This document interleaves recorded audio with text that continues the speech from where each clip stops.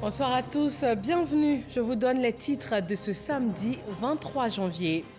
58e sommet ordinaire de la CEDEAO, le président Alassane Ouattara a pris part à la rencontre qui s'est déroulée par vidéoconférence. Le président du Ghana, président en exercice de la conférence, s'est félicité de la tenue de ces assises en dépit de la crise sanitaire actuelle. 4 dépouilles recouvertes du drapeau des Nations Unies, 4 corps de soldats ivoiriens tombés pour la paix. Le Premier ministre, ministre de la Défense de Côte d'Ivoire a accueilli à l'aéroport Félix Houphouët-Boigny d'Abidjan ces héros morts au champ d'honneur alors qu'ils étaient engagés à Bamako au sein de la MINUSMA. Dans le secteur du logement, le nouveau bail à usage d'habitation longtemps attendu est enfin disponible. Un document qui renferme des avantages autant pour le bailleur que pour le locataire. Il est officiellement présenté par le ministre de la Construction, du Logement et de l'Urbanisme. Et puis aux États-Unis d'Amérique, le procès en destitution de Donald Trump démarre dans la deuxième semaine de février. S'il est déclaré coupable, il deviendra inéligible alors qu'il n'a pas caché l'idée d'une nouvelle candidature à la présidentielle de 2024. Ajoutons à ce sommaire la page culture comme chaque samedi soir. Pensez-vous que la littérature peut être une thérapie face à la Covid-19? Jouerait-elle le rôle d'exutoire pour les auteurs et de source d'informations fiables pour le lecteur? Comment la pandémie est-elle perçue et même vécue dans les pays africains ou encore chez les Africains vivant hors du continent? Adélaïde Fassinou est avec nous pour répondre à toutes ces questions. Bonsoir Madame Fassinou. Bonsoir Madame Camara. Notre auteure de ce soir nous vient du Bénin. Elle est la coordinatrice de cette œuvre Regard croisé sur le coronavirus, le vécu individuel de 20 auteurs. C'est un ouvrage collectif donc. Nous en parlons tout à l'heure dans la page culture. On se retrouve tout de suite après le point de l'actualité. Adélaïde Fassinou. Merci Madame. À tout de suite. Le président Alassane Ouattara a donc pris part ce samedi au 58e sommet ordinaire de la CEDEAO. La rencontre s'est déroulée par vidéoconférence.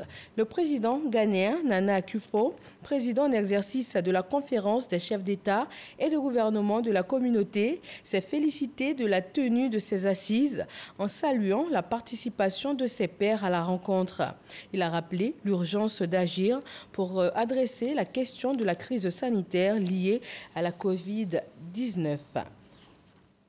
La Côte d'Ivoire est en deuil. Les dépouilles de 4 casques bleus ivoiriens morts en mission de l'ONU au Mali sont arrivées à Abidjan hier vendredi. Ils ont été accueillis par le Premier ministre Ahmed Bakayoko à Boussanogo. C'est à bord d'un Antonov des Nations Unies que les corps des 4 casques bleus ivoiriens de la MINUSMA ont regagné Abidjan en provenance du Mali. Ils sont tombés le 13 janvier dernier dans une attaque perpétrée contre le bataillon ivoirien à Tombouctou. Pour les accueillir à la base du GATL, le Premier ministre, ministre de la Défense Ahmed Bakayoko. À ses côtés, les grands commandements. Ces 4 soldats tombés au Mali sont portés ici par leurs frères d'armes. Moment de grandes émotions pour leurs familles respectives, à la vue de leurs enfants, époux, frères et neveux. La délégation de la MINUSMA, la mission multidimensionnelle intégrée des Nations Unies pour la stabilisation au Mali, conduite par le général, commandant la force de la MINUSMA, Denis Gilensport, a rendu hommage à ces 4 soldats. Le décès de 4 soldats de la paix que nous honorons ici aujourd'hui est une énorme perte pour la MINUSMA, pour l'Organisation des Nations Unies et pour la République de Côte d'Ivoire. En ne perdant pas de vue la cause ultime pour laquelle nous travaillons, nous rendons hommage à ces casques bleus et honorons leur courage dans notre lutte pour la paix et la prospérité au profit de la population malienne. Intervenant à sa suite, le chef du gouvernement, ministre de la Défense Ahmed Bakayoko, a exprimé aux familles des défunts et à l'ensemble des forces armées de Côte d'Ivoire les compassions et les condoléances du chef de l'État Alassane Ouattara et de la nation. La mort tragique de nos soldats renforcera notre engagement à continuer à travailler pour la paix dans la sous-région et dans notre pays. Que Dieu Tout-Puissant veille sur leurs âmes. Toutes mes condoléances à leurs parents. Je voudrais dire à chacun d'eux que l'État de Côte d'Ivoire sera solidaire, sera à leur côté. Puis ce fut la réception officielle des corps de ces soldats. Juste après la réception des dépouilles, le Premier ministre Ahmed Bakayoko a accordé une audience au général commandant la force de la MINUSMA. Notons qu'une cérémonie d'honneur militaire a été faite le mardi 19 janvier dernier en la mémoire de ces soldats au quartier général de la MINUSMA à Bamako par l'ONU et l'État malien. Ces 4 casques bleus ivoiriens ont reçu à cet effet la médaille d'honneur des Nations Unies à titre posthume. Et ce lundi 25 janvier, ce sera à l'état-major général des armées, ici en Côte d'Ivoire, qu'un hommage de la nation sera rendu à nos 4 soldats tombés pour la paix. La police nationale, notamment les policiers exerçant dans la commune d'Abobo, ont été dotés de véhicules et de motos. Le gouvernement les rend ainsi beaucoup plus opérationnels. C'est le Premier ministre qui a procédé à la remise officielle de ce matériel roulant dans le cadre des projets à impact rapide. Didier Nguessan. 7 véhicules double cabine et 8 motos viennent renforcer le parc automobile de la police nationale. Ces engins roulants sont destinés au commissariat de la commune d'Abobo. Le premier magistrat de la commune, Ahmed Bakayoko, remet les clés au directeur général adjoint chargé des services de sécurité publique. Excellence, Monsieur le Premier ministre, ministre de la Défense, je voudrais vous traduire au nom de Monsieur le ministre de l'Intérieur et de la Sécurité et de l'ensemble des personnels de la police nationale, notre gratitude et notre reconnaissance pour l'appui constant et sans faille dont bénéficie la police nationale en remettant au service de police de votre commune ces précieux dons. Vous contribuez au renforcement des capacités opérationnelles de la police nationale, d'où à l'efficacité de la lutte contre la criminalité sous toutes ses formes. Une police de proximité pour la sécurité des biens et des personnes, l'impact est rapide. C'est l'objectif du projet du même nom, initié par le chef de l'État. Des mots de gratitude à l'endroit du président de la République, le président Alassane Ouattara, chef suprême des armées, qui nous fait ce don dans le cadre des projets à impact rapide. 7 véhicules et 8 motos pour renforcer vos capacités. Je lui dis un grand merci et je voudrais vous demander de traduire à l'ensemble de vos hommes sur le terrain nos félicitations. Nous sommes très impressionnés par le travail de la police et des autres forces de sécurité ici à Abobo qui a permis une évolution concrète de l'indice de sécurité. Je vous engage avec ces moyens à consolider cet élan. 2 nouveaux commissariats, celui d'Anonkwa-Kouté, opérationnel, et celui de Ndotré, bientôt livré, rapprochent ainsi la police nationale des populations d'Abobo. En sécurité aéroportuaire, 5 inspecteurs de l'Autorité nationale de l'aviation civile de Côte d'Ivoire, ANAC, ont prêté serment. Ces inspecteurs de l'aviation civile ont pour mission de contrôler et superviser les exploitants aéroportuaires, mission qu'ils se sont engagés à mener en toute probité. Le reportage est signé Jean-Luc Gbangbo. Patrice Kra, Abraham Kouakou, Ousmane Kone, Alphonse Kwasi et Marie-Chantal Ngoran. 5 noms qui viennent grossir le rang des inspecteurs de l'Autorité nationale de l'aviation civile de Côte d'Ivoire, ANAC. Je le jure. En prêtant serment devant le tribunal de première instance du plateau, ils s'engagent ainsi à mener avec probité leur mission, celle de contrôler et de superviser les exploitants aéroportuaires en vue de s'assurer du respect des normes de sécurité et de sûreté en matière d'aviation civile. Nous prenons la responsabilité devant l'État et devant notre direction de mener à bien les activités qui nous seront confiées. En même temps qu'à la joie, il y a aussi le sens de la responsabilité qui nous anime. Donc c'est détaché à notre niveau de faire le travail pour lequel la confiance a été placée en nous, avec probité, vraiment professionnalisme. Nouveau défi à relever pour les impétrants, mais surtout une fierté pour le directeur général de l'ANAC qui a suivi avec intérêt cette prestation de serment. La prestation de serment est une étape importante. Elle marque une évolution de l'ANAC, une bonne évolution de l'ANAC, parce que les inspecteurs sont en fait le cœur de notre métier. La cérémonie de prestation de serment est une obligation réglementaire qu'impose la mission des inspecteurs de l'aviation civile. Ces 5 impétrants viennent porter à 43 le nombre total d'inspecteurs de l'ANAC. Leur rôle est d'autant plus important que le respect des normes reste primordial dans ce domaine assez sensible de la sécurité aéroportuaire. Et en matière de logement également, l'État a fixé des mesures d'encadrement, notamment le nouveau bail à usage d'habitation qui vient d'être officiellement lancé par le ministre de la Construction, du Logement et de l'Urbanisme. Cheikh Koné.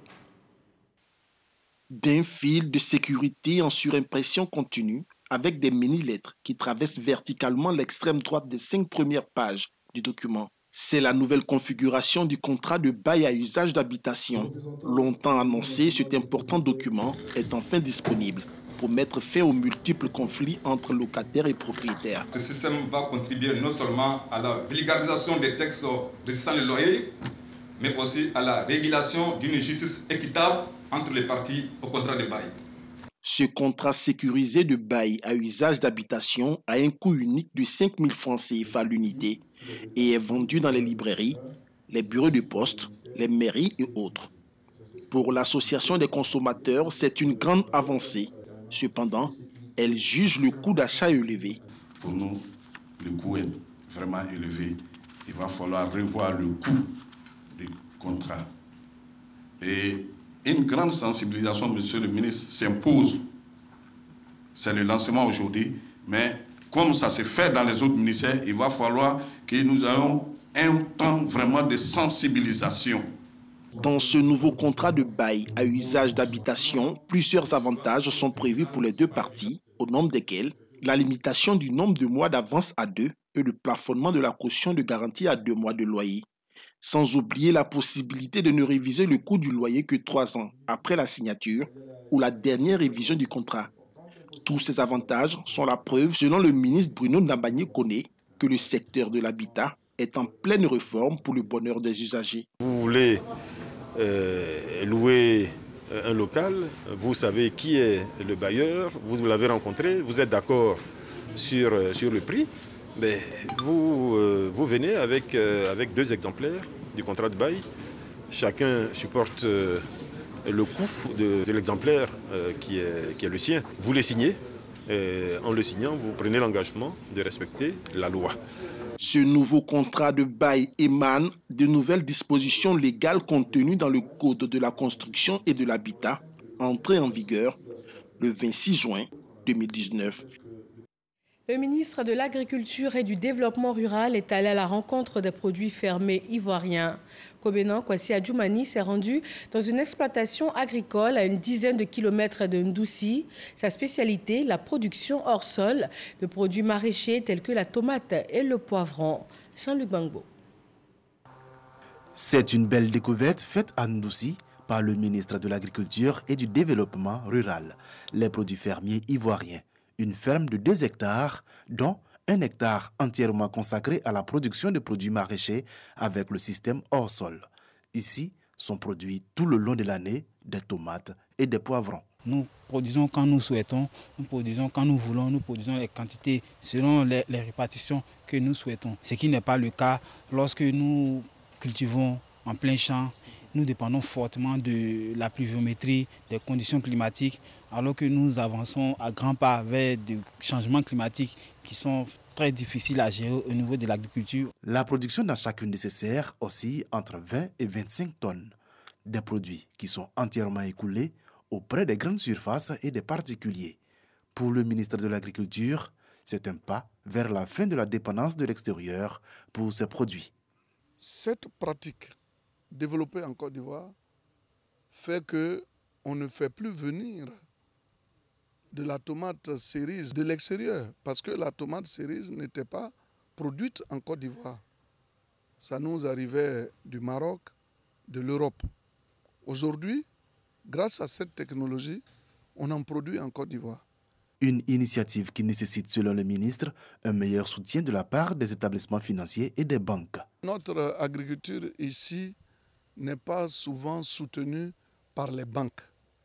Mais si vous envoyez un banquier sur ce site qui regarde comment vraiment cette pratique se fait et qui voit qu'en y investissant, la banque peut vraiment sortir des dividendes, il n'y a pas de raison qu'elle reste sans intervenir.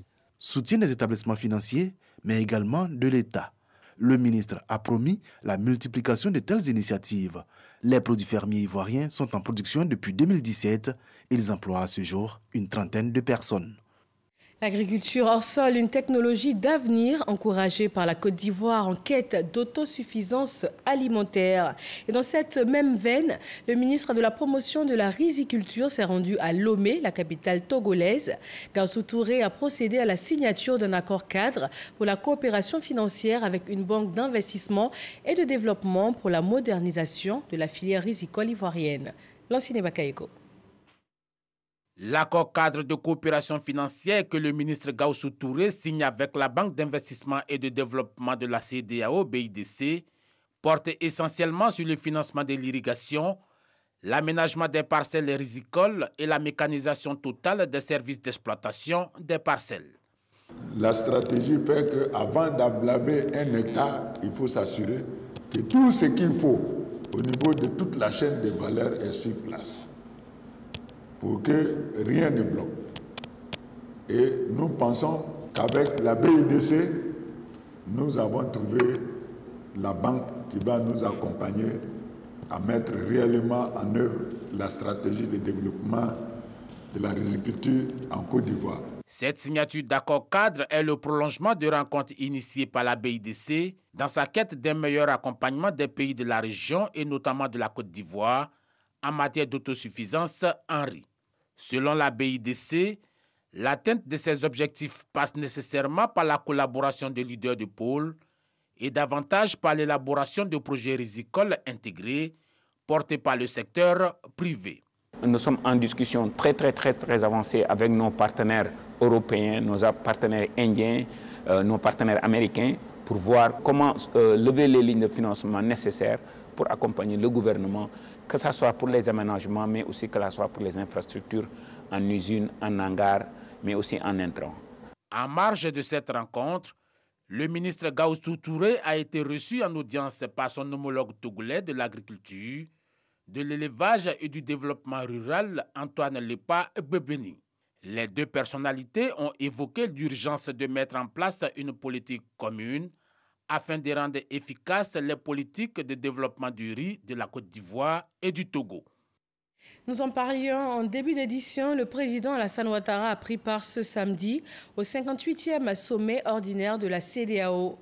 La rencontre s'est déroulée par visioconférence. Le président ghanéen Nana Akufo-Addo, président en exercice de la conférence des chefs d'État et de gouvernement de la communauté, s'en est félicité. Il a rappelé l'urgence d'agir pour la question de la crise sanitaire liée au Covid-19. Jérôme Kofi Abola. Pour cause de la pandémie à coronavirus, le 58e sommet ordinaire de la CEDEAO s'est tenu ce samedi par visioconférence. Le président de la République, Alassane Ouattara, a pris part à cette rencontre. Le chef de l'État ivoirien et ses pairs sous la direction du président ghanéen Nana Akufo-Addo, président en exercice de la CEDEAO, ont planché sur plusieurs sujets. Ils ont saisi l'occasion de cette rencontre pour faire le point de la situation politique, sécuritaire et économique de la sous-région.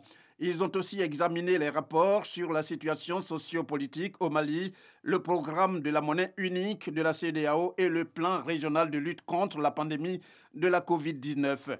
Dans son adresse, le président de la commission de la CEDEAO, l'Ivoirien Jean-Claude Brou, après avoir noté que l'année 2020 a été difficile en raison de la pandémie à coronavirus, a invité les chefs d'État et de gouvernement de la communauté à mettre un accent particulier sur la problématique de la vaccination qui devient une nécessité urgente pour notre région.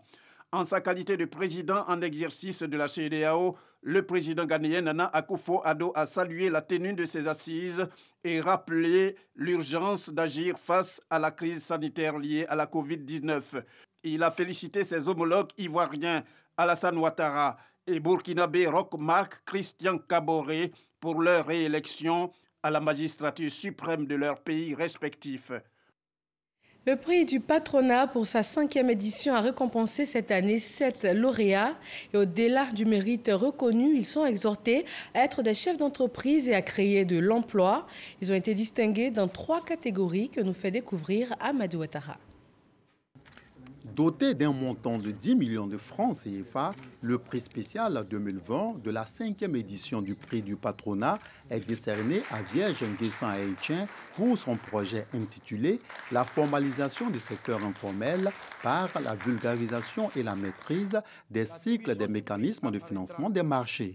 Avec lui, 6 autres lauréats qui ont reçu dans leur catégorie chacun un prix d'encouragement et un premier prix, dont l'un est revenu à Yaoungoran, enseignant-chercheur pour ses travaux relatifs à l'application du solaire thermique sur les procédés de séchage, fermentation de fèves de cacao pour améliorer leur qualité commerciale. Merci de nous encourager à travers ces prix à comprendre que la recherche est dynamique et que nous devons continuer à travailler. Initié depuis 2013, le prix du patronat de la Confédération générale des entreprises de Côte d'Ivoire a pu distinguer 35 lauréats. En instituant ce prix, le patronat entendait, entre autres, contribuer à la promotion des chercheurs, inventeurs et innovateurs, mais surtout, voir transformer les résultats de la recherche en opportunités d'affaires. Le ministre de l'Enseignement supérieur et de la Recherche scientifique félicite les lauréats et réaffirme l'intérêt que le gouvernement porte à la reconnaissance des valeurs, surtout dans l'innovation. L'innovation constitue un enjeu stratégique. C'est la condition de la croissance, de la création d'emplois et de richesses, mais également de l'amélioration de notre bien-être. La dynamisation de l'innovation est donc une priorité absolue pour notre département ministériel. Alors, comment ne pas célébrer l'excellence dans l'innovation technologique de façon générale et en particulier dans l'innovation liée à l'environnement, l'agriculture, les nouvelles technologies dans l'éducation et la biotechnologie, qui sont les 4 domaines retenus pour l'attribution de ce prix. 13 candidats ont postulé pour cette 5e édition du prix du patronat. Les 7 lauréats retenus sont répartis avec une enveloppe globale de 31 millions de francs CFA. Dans la région du Hambol et du Tchologo, le Cercle ivoirien de réflexion et d'action pour le développement a apporté son appui à des personnes en situation de handicap. Il a été question dans un premier temps de renforcer leur mobilité, notamment par des vélos, des cannes anglaises et aussi des béquilles. Des centres de santé de ces localités ont également été équipés en matériel médical. Soro Corona. Début heureux de l'année 2021 pour les personnes en situation de handicap des régions du Hambol et du Tchologo. Ces personnes à mobilité réduite voient leurs moyens de déplacement renforcés. Des vélos, des cannes anglaises et des béquilles distribués aux organisations des personnes vivant avec handicap. Quand on n'a rien, on n'a pas de fauteuil ni de béquilles. Bon, en tout cas, c'est très difficile de se déplacer. Donc vraiment, je tiens à remercier le CIRAD. Tous ceux qui se déplacent aussi avec les cannes anglaises. Ce n'est pas du tout évident. Donc, nous avons des cannes traditionnelles, donc confectionnées par les artisans. On se déplace avec ça. C'est une action du Cercle ivoirien de réflexion et d'action pour le développement CIRAD. Cette organisation non gouvernementale se veut le creuset de l'action humanitaire et sociale en Côte d'Ivoire. D'où le choix de cette frange de la population pour le lancement de ses activités au titre de l'année 2021. Une personne âgée qui a même coulé des larmes. Et beaucoup de gens ont coulé les larmes. Des gens qui n'ont plus leurs pieds, qui rampent, qui n'ont plus leurs pieds. Nous avons pensé que cette frange de la population a besoin d'aide.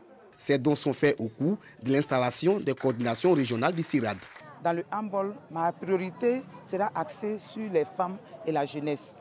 Je vais déjà organiser les femmes dans chaque département, de sorte que chaque groupe prépare les projets et puis qu'on puisse les présenter sur la table du président du CIRAD. Le Cercle ivoirien de réflexion et d'action pour le développement a étendu sa toile de générosité au centre de santé ruraux des 2 régions visitées.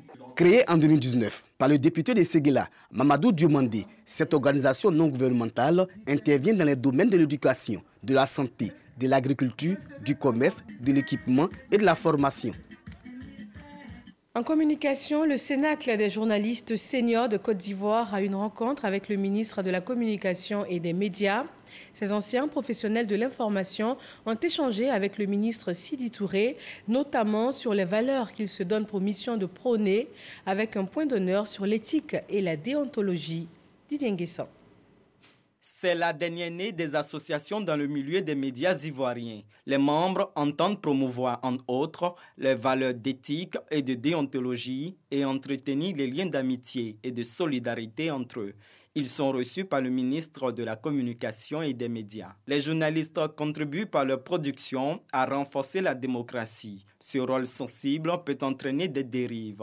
Le Cénacle veut veiller aux bonnes pratiques dans le métier. Le journalisme, notre profession, est frappée d'une, je ne dirais pas d'une tare, mais d'une caractéristique congénitale. C'est la liaison incestueuse entre la politique et le journalisme. Donc cela rend difficile le rôle d'information et d'indépendance qui devrait être le nôtre. Il faudrait voir comment rendre nos jeunes confrères sensibles à la question de l'indépendance, du professionnalisme, de l'éthique et de la déontologie, pour voir comment forger un métier qui soit respectable. Sidi Tiomoko Touré se félicite de cette initiative. Il est bon que souvent les référents historiques reviennent à la charge pour rappeler les rudiments de l'art à l'attention de cette nouvelle génération qui souvent se laisse aller. Moi, c'est en cela que j'apprécie fortement cet organe que vous mettez en place, qui devient un organe supplémentaire de référence de qualité, qui permettra que nous puissions avoir un interlocuteur supplémentaire pour interpeller, en tant que gouvernant, interpeller vos jeunes frères qui ont décidé d'exercer ce métier selon la règle déontologique. Le Cercle des journalistes seniors de Côte d'Ivoire compte une centaine de membres. Et les valeurs prônées par ces seniors sont également mises en avant par le prix Ebony, une distinction annuelle des meilleurs journalistes de Côte d'Ivoire. Le Super Ebony sera d'ailleurs connu ce soir à Yamoussoukro. Pour l'occasion, la presse ivoirienne s'y est donné rendez-vous ce week-end. Et revenons sur l'ouverture des travaux avec Godefroy Okambawa et Franck Wadio. Ebony 2020, la seconde fois de suite dans la capitale politique de la Côte d'Ivoire. Contrairement aux années précédentes, ce n'est pas une soirée, mais un week-end pour les Ebony. Cérémonie consacrant les meilleurs journalistes ivoiriens. Ouverture officielle et satisfaction du gouverneur du district de Yamoussoukro. Il n'y a pas eu de village Ebony avant. Et puis, il y a la célébration du prix Ebony, qui en est à sa 22e manifestation. À travers les Ebony, c'est la saine compétition qui conduit à l'excellence.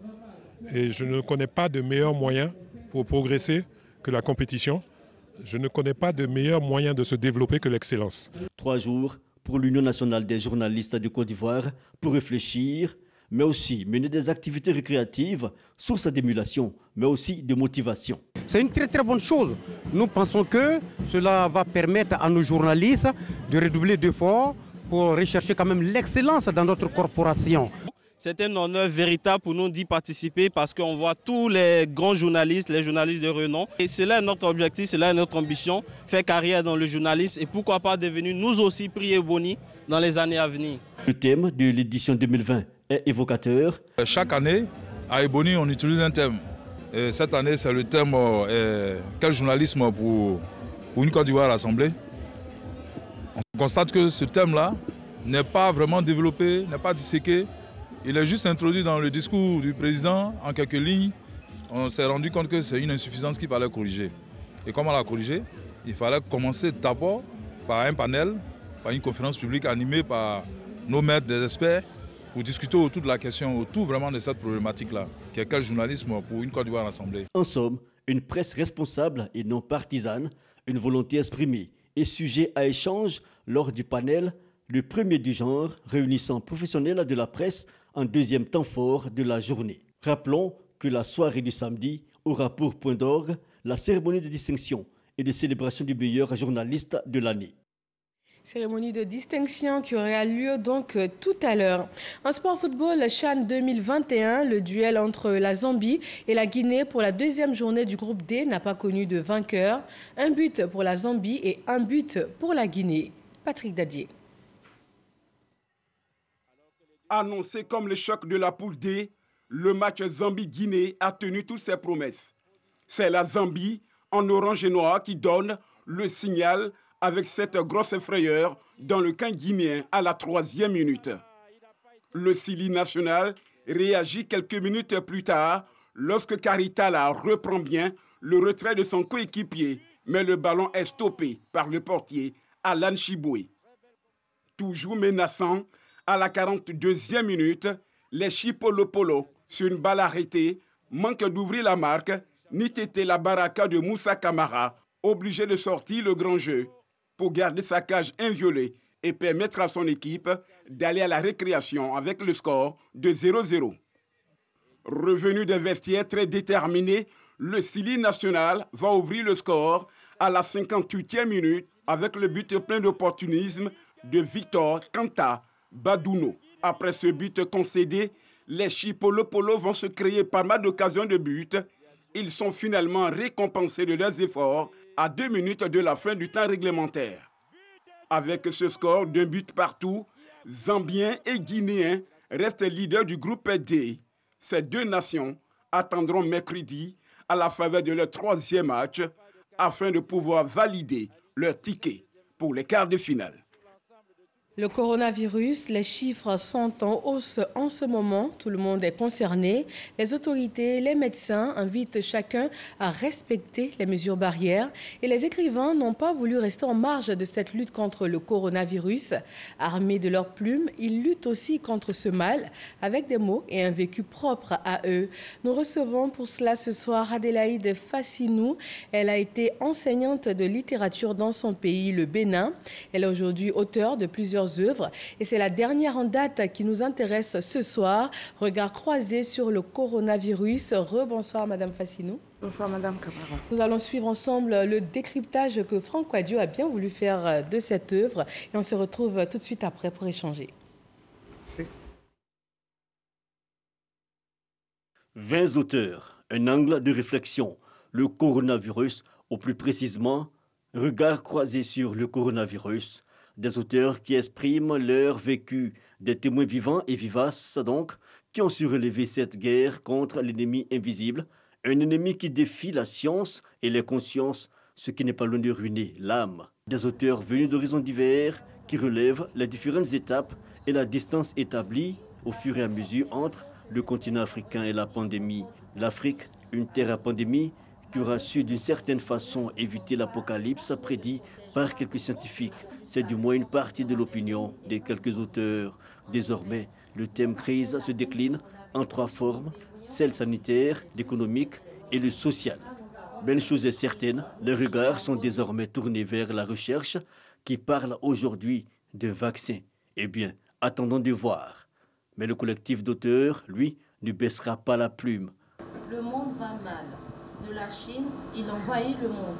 Il court dans tous les sens. 253 pages et des sensibilités différentes.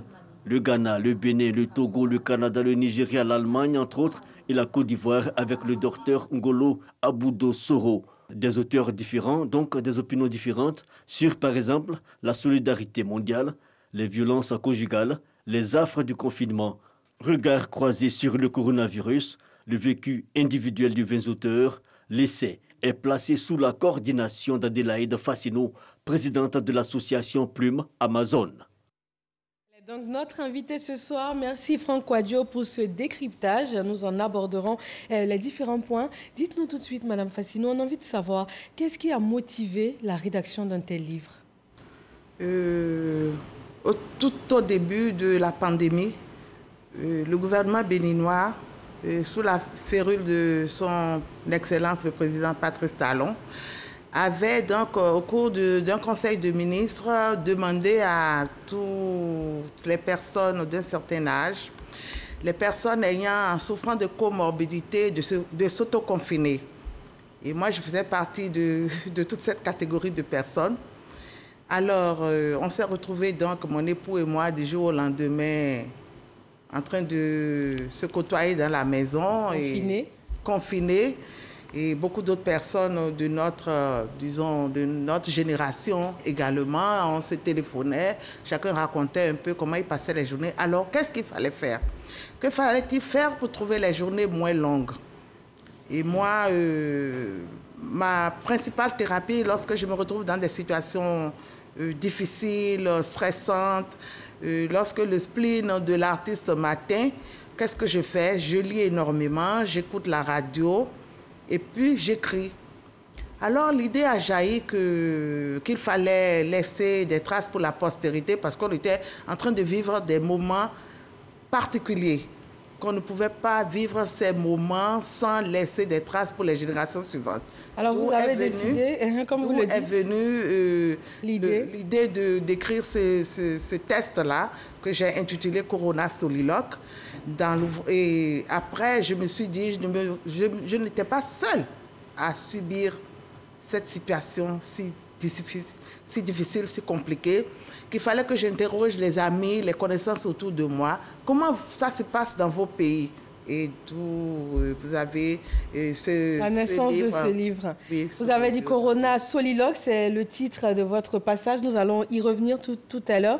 Mais dans ce livre, en le parcourant, nous avons vu que vous avez choisi d'utiliser plusieurs tons, à la fois humoristique, thérapeutique, souvent même sarcastique. Et puis vers la fin du livre, on voit un ton assez dramatique, on voit de la tristesse. Est-ce que le but est de dédramatiser sans pour autant occulter l'aspect, on va dire, dangereux de la maladie? Est-ce que c'est cela? Oui, vous avez vraiment psychanalysé cet ouvrage-là, le contenu, en ce sens. Mais moi, je n'ai pas forcé l'inspiration des auteurs. Il y a des auteurs qui n'avaient jamais jusque-là publié une œuvre d'imagination. Ils publiaient des œuvres que je dirais techniques, des pédagogiques, etc. Mais je leur ai juste dit, dites-moi de façon spontanée comment les choses se passent. Et chacun écrit. Et j'ai eu vraiment, disons, le bonheur de constater que ce virus-là qui mettait le monde entier au garde à vous a été plus ou moins, comment je dirais, minoré. On en a fait quelque chose de très insignifiant qu'il est, et de manière à ce que le livre, au finish, a été beaucoup plus un ouvrage ludique que quelque chose de dramatique. Je peux dire que notre objectif était atteint en ce sens que nous n'avons pas voulu ajouter de la peur à la terreur qui sévissait déjà dans les entrailles des humains. Parce que ce virus, comme vous le savez si bien, ne connaît aucun continent, ne connaît ni jeune, ni vieux, ni riche, ni pauvre. Il sévissait partout avec beaucoup de terreur. Et les médias également nous vendaient autrefois beaucoup de terreur. Et moi, j'ai fini par comprendre. Vous vous souvenez, on avait dit qu'on allait ramasser des cadavres dans les rues en Afrique. Ce qui n'a pas été le cas. Ce qui n'a pas été le cas. On remercie vraiment nos autorités. Partout en Afrique, se sont levés spontanément et ont, comment je dirais, combattu le virus. Combattu le virus en prenant leurs responsabilités. Ils ont pris leurs responsabilités, ils ont agi comme il fallait le faire, un peu partout. D'abord en fermant les frontières. Au Bénin, chez nous, on a donc